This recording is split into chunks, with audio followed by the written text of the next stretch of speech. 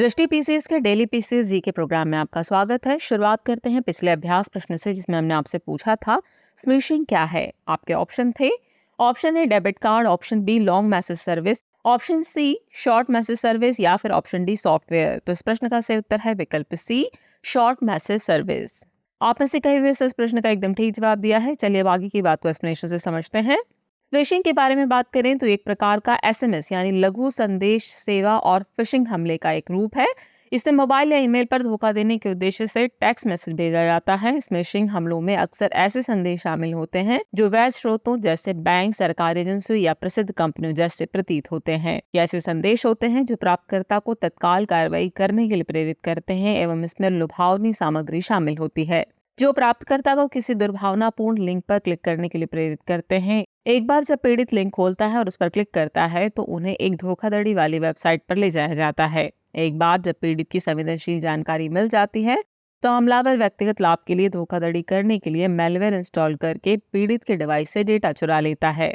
इस तरह इस प्रश्न का सही उत्तर होगा विकल्प सी, शॉर्ट मैसेज सर्विस।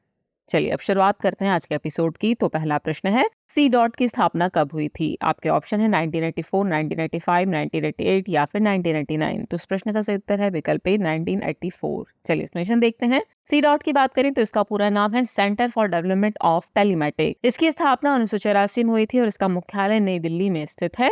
इसकी स्थापना भारत सरकार के संचार मंत्रालय के दूरसंचार विभाग के एक स्वायत्त दूरसंचार अनुसंधान एवं विकास केंद्र के रूप में की गई थी। ये सोसाइटी पंजीकरण अधिनियम 1860 के तहत एक पंजीकृत सोसाइटी है। ये भारत सरकार के विज्ञान और प्रौद्योगिकी मंत्रालय के वैज्ञानिक और औद्योगिक अनुसंधान विभाग यानी DSIR के साथ एक पंजीकृत सार्वजनिक वित्त पोषित अनुसंधान संस्थान है। इसे स्वदेशी दूरसंचार की क्रांति के जनक के रूप में सम्मानित भी किया गया है। इस तरह इस प्रश्न का सही उत्तर होगा विकल्प ए, 1984। नेक्स्ट क्वेश्चन है, राष्ट्रीय लघु उद्योग दिवस कब मनाया जाता है। आपके ऑप्शन है 28 अगस्त, 29 अगस्त, 30 अगस्त या फिर 31 अगस्त। तो इस प्रश्न का सही उत्तर है विकल्प सी, 30 अगस्त। हर साल 30 अगस्त को देश भर में राष्ट्रीय लघु उद्योग दिवस मनाया जाता है। इस दिवस को लघु उद्योगों को बढ़ावा देने और बेरोजगारों को रोजगार के अवसर प्राप्त करने के लिए मनाया जाता है। इसका उद्देश्य देश के विकास में अहम भूमिका निभाने वाले लघु उद्योगों के योगदान के बारे में चर्चा करना है। ये दिवस देश में छोटे व्यवसायों को प्रोत्साहित करने के लिए समर्पित एक वार्षिक उत्सव के रूप में मनाया जाता है।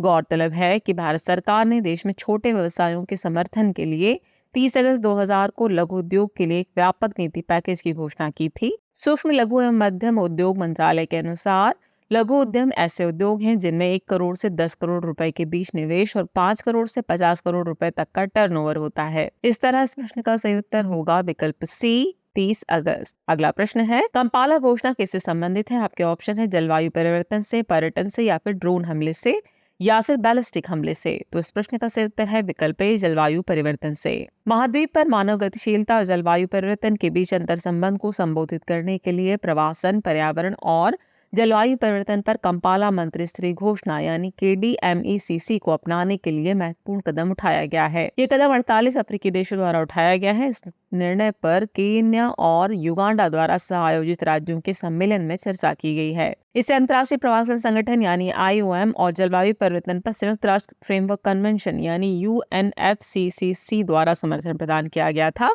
KDMECC पर मूल रूप से जुलाई 2022 में कंपाला युगांडा में 15 अफ्रीकी राज्यों द्वारा हस्ताक्षर किए गए थे। KDMECC अफ्रीका पर 4 सितंबर 2023 को नैरोबी में अफ्रीका जलवायु शिखर सम्मेलन के दौरान सदस्य देशों द्वारा हस्ताक्षर किए जाने की उम्मीद है। इस तरह इस प्रश्न का सही उत्तर होगा विकल्प ए, जलवायु परिवर्तन से।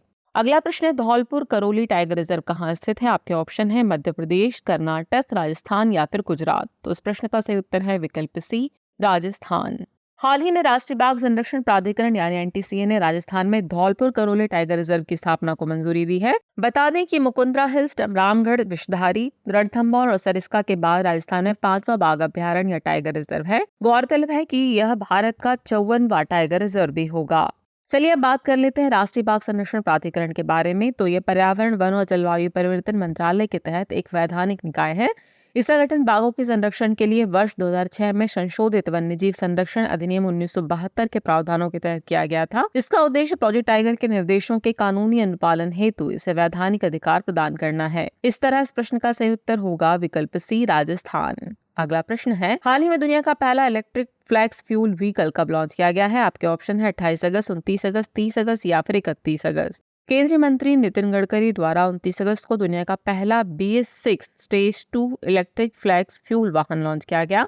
बता दें कि यह व्हीकल 100% इथेनॉल ईंधन युक्त होगा। इसका उद्देश्य कार्बन फुटप्रिंट को कम करना है, साथ ही देश के पारंपरिक ईंधन स्रोतों पर निर्भरता को कम करना है।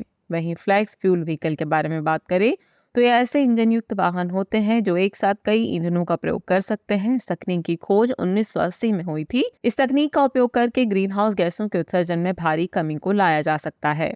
अगला प्रश्न है, इंडिया स्मार्ट सिटीज अवार्ड प्रतियोगिता 2022 में किस शहर को शीर्ष स्थान मिला है? आपके ऑप्शन है बेंगलुरु, सूरत, इंदौर या फिर आगरा। तो इस प्रश्न का सही उत्तर है विकल्प सी, इंदौर। हाल ही में आवासन और शहरी कार्य मंत्रालय यानी MoHUA ने स्मार्ट सिटीज मिशन के तहत इंडिया स्मार्ट सिटीज अवार्ड प्रतियोगिता यानी ISAC 2022 के तहत सूरत और आगरा दूसरे और तीसरे स्थान पर रहे हैं, जबकि तमिलनाडु राज्य श्रेणी में दूसरे स्थान पर है। इसके बाद राजस्थान और उत्तर प्रदेश है। गौरतलब है कि सर्वश्रेष्ठ केंद्र शासित प्रदेश का पुरस्कार चंडीगढ़ को हासिल हुआ है, जबकि तमिलनाडु राज्य श्रेणी में दूसरे स्थान पर है। इसके बाद राजस्थान और उत्तर प्रदेश है। आपको बता दें ये ISAC पुरस्कारों का चौथा संस्करण है। इस तरह इस प्रश्न का सही उत्तर होगा विकल्प सी, इंदौर। अगला प्रश्न है, अमृता प्रीतम की जयंती कब मनाई जाती है? आपके ऑप्शन है 27 अगस्त, 28 अगस्त, 30 अगस्त या फिर 31 अगस्त। तो इस प्रश्न का सही उत्तर है विकल्प डी, 31 अगस्त। अमृता प्रीतम की जयंती 31 अगस्त को मनाई जाती है। इनका जन्म अमृत कौर के रूप में 31 अगस्त 1919 को गुजरावाला पंजाब में हुआ था। ये एक भारतीय लेखिका और कवयित्री थी। इन्हें 20वीं सदी की पहली प्रतिष्ठित महिला पंजाबी लेखिका उपन्यासकार माना जाता है। इन्होंने अमृत लहरान यानी अमर लहरें नाम से अपना पहला कविता संग्रह जारी किया था।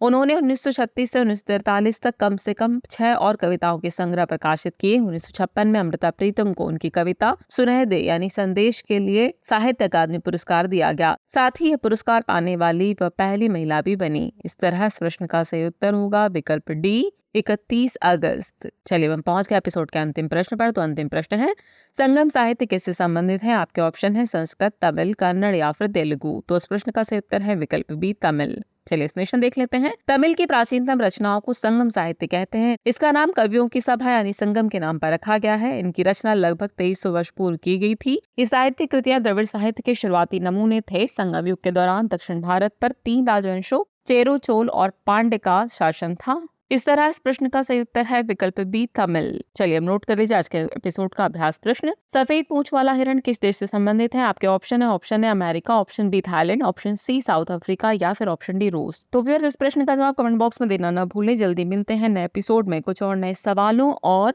नई जानकारियों के साथ। तब तक के लिए शुक्रिया और आप सभी को रक्षाबंधन की हार्दिक शुभकामनाएं।